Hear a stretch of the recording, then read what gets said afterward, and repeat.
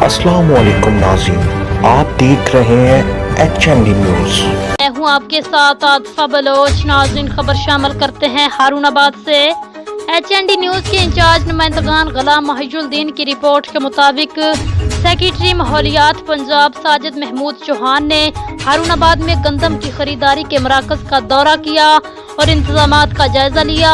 इस मौके पर डिप्टी कमिश्नर जुल्फकार अहमद बहोन और DPO सैयद अली रजा शाह भी हमारा थे। डिप्टी कमिश्नर बहावल नगर ने सेक्रेटरी माहौलियात को बताया कि जिला बहावल नगर गंदम की पैदावार में मुल्क भर में नुमाया मकाम का हामिल है।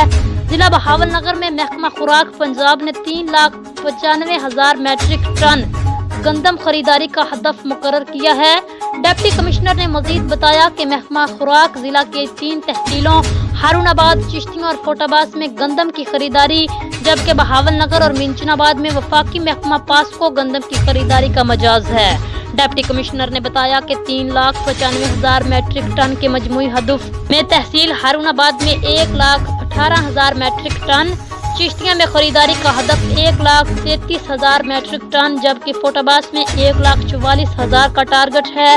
जिला भर में गंदम खरीदारी के 24 खरीदारी मराकज कायम किए गए हैं, जिनमें 12 खरीदारी सेंटर्स और 12 फ्लैग मराकज बनाए गए हैं।